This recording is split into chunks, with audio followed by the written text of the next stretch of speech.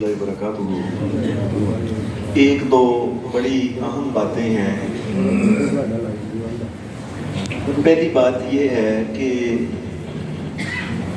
آج کل اخبارات میں اور اسی طریقے سے ٹیلی ویژن میں رسالوں میں یہ باتیں چھپ رہی ہیں روزے کے بارے میں، اور کہا جا رہا ہے مسلمانوں کو روزہ رکھا کرو، یعنی یہ کہہ رہے ہیں روزہ رکھو، روزے سے انسان کا علاج ہو جاتا ہے شوگر کا، فاسد معدوں کا، کولیسٹرول کا، اور اسی طریقے سے تقریباً میں نے دیکھا ہے 20 بیماریوں کا علاج ماہ رمضان کے روزوں کے بارے میں لکھا ہے کہ رکھا کرو، یہ علاج ہو جاتا ہے۔ تو یاد رکھیں یہ بڑی خطرناک چیز ہے، اللہ کی قسم یہ اتنی خطرناک چیز ہے۔ ایک مسلمان اس لیے روزہ نہیں رکھتا کہ یہ شوگر کا علاج ہے، یہ فلانے کا علاج ہے، کولیسٹرول کا علاج ہے، نہ، ایک مومن روزہ اس وجہ سے رکھتا ہے کہ یہ میرے مالک میرے اللہ کا حکم ہے۔ یعنی وہ کئی پھر لوگ مجھے ڈائریکٹ ایک بندے نے کہا ہے لو آفا جی ہون میں روزے نہیں چھڑنا، میں کہ کیوں؟ میرے پتہ لگا ہے کہ بڑیاں بیماریاں کا علاج ہے۔ تو اللہ سے ثواب جو ہے، جو ثواب کی نیت سے روزہ رکھنا ہے، اللہ کا حکم سمجھ کے رکھنا ہے۔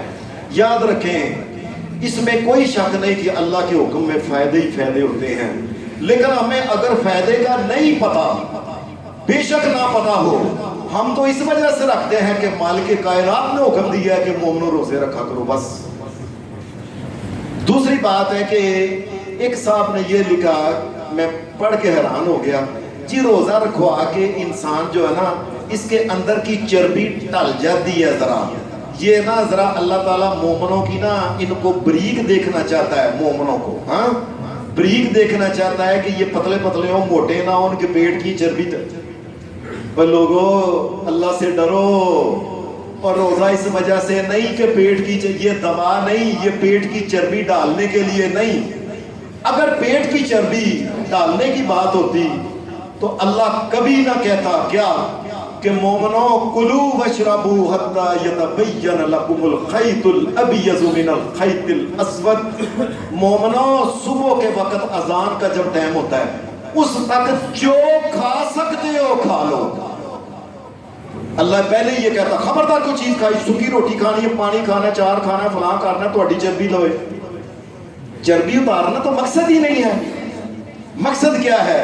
مومنوں تم میرے بندے ہو، جو میں تمہیں کہتا ہوں نا اس کے مطابق تم زندگی پہ اس کے معاملات پہ تم عمل کرتے جاؤ۔ اور اسی طریقے سے اگر بریک کرنا ہوتا تو نبی صلی اللہ علیہ وسلم نے ایک آدمی کو کہا تھا جو آدمی روز ہی روزہ رکھتا ہے، روز روز روز روز، چاہیے تو یہ تھا نا اس کی بڑی چربی ڈال رہی ہے، بھائی ٹھیک ہے، آپ نے فرمایا من صام الدہر فلا صام لہ، جو آدمی روز ہی روزہ رکھے اللہ کے نزدیک اس کو ایک روزے کا بھی ثواب نہیں ملے۔ یہ تو مقصد ہی نہیں۔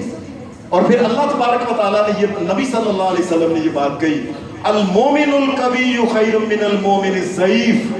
اللہ کے نزدیک ایک طاقتور مضبوط مومن، ایسا مضبوط مومن کہ جب وہ تلوار کے ساتھ غیر مسلم جو لڑنے آیا ہے اس کی گردن پہ تلوار مارے، جس طرح گلی ڈنڈے کے ساتھ دور جاتی ہے اس کا سر دور کرنا چاہیے، اتنی طاقت ہونی چاہیے۔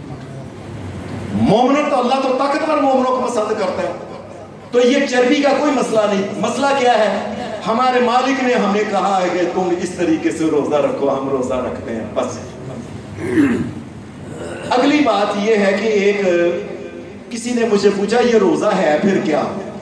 سیدھی سی بات ہے، یہ اللہ کا حکم ہے ایک، دوسری یہ اللہ کی عبادت ہے، اسی وجہ سے کہ اللہ تبارک و تعالیٰ نے یہ تمام امتوں کے اندر یہ فرض کیا۔ یہ عبادت جو ہوتی ہے یہ تمام امتوں میں ہوتی ہے۔ اللہ پاک نے نہیں کہا یا ایھا الناس اعبدوا ربکم الذی خلقکم والذین من قبلکم لعلکم تتقون، تمہیں اور تم سے پہلے لوگوں کو بھی کہا تھا کہ اللہ کی عبادت کرو۔ یہ روزہ بھی اللہ کی عبادت ہے۔ اور روزہ ایک اور چیز ہے، اللہ تبارک و تعالیٰ نے یہ جو کہا ہے نا الذی خلق الموت والحیات لیبلوکم ایکم احسن عملا، روزہ تمہاری آزمائش ہے، دیکھو لوگوں، آدم علیہ السلام جنت کے اندر تھے، سارے درختوں کے پھل کھانے حلال تھے، جائز تھے، ساری نہروں کا پانی پینا جائز تھا، اتنا کچھ کھانے، اور اپنی بیوی بھی جائز تھی، صرف ایک درخت سے روکا تھا۔ کتنی چھوٹی آزمائش ہے۔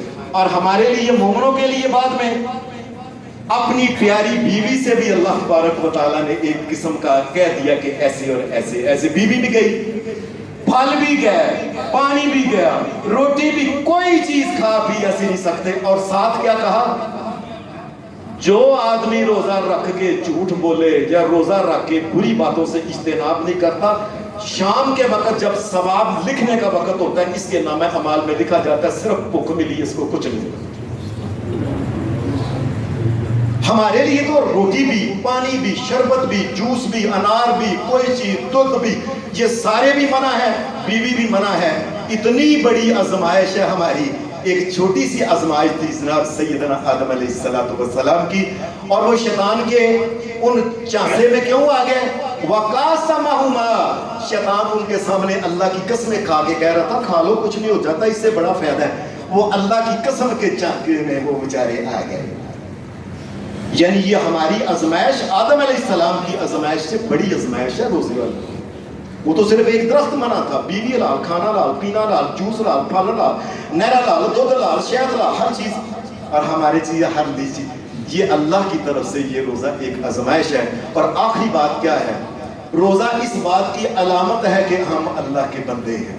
یا اللہ ان صلاتی و نسکی و محیای و مماتی للہ رب العالمین، یا اللہ میرا جینا بھی تیرے لیے ہے، تو نے کہا ہے میری بیوی ہے، تو کہتا ہے پیچھے رہو میں پیچھے ہوں، تو نے کہا کھانا نہیں کھانا، پینا نہیں پینا، فلاں نہیں کرنا، یا اللہ تو جو کہتا ہے نا، میں جب تیرا بندہ ہوں تو میں تیری بات مانتا ہوں۔ روزہ اس بات کی علامت ہے کہ میں اللہ تیرا بندہ ہوں، میں نے اپنی ذات کی نفی کر دی ہے۔ روزہ اصل میں اللہ تبارک و تعالیٰ کی طرف سے جو آزمائش تھی، اللہ کا بندہ بننے والی چیز تھی، اور اللہ کا حکم اور اللہ کی عبادت ہے۔ یہ اس کو دوائی بنانا، یہ چربی فلانے کے لیے یہ شیطانوں کی ایک چال ہے کہ تاکہ مسلمان روزہ اس لیے رکھے کہ چربی ڈالتے ہیں، قیامت کا دن ان کو ککھ نہ ملے۔ اور ہم یہ کہتے ہیں اور بے شک روزے سے چربی بڑھ جائے، بے شک روزہ رکھنے سے نقصان ہو جائے، ہم اللہ کا حکم مانیں گے پھر بھی انشاءاللہ۔ اللہ ہمیں اپنا حکم ماننے کی توفیق دے۔ صلی اللہ علیہ وسلم۔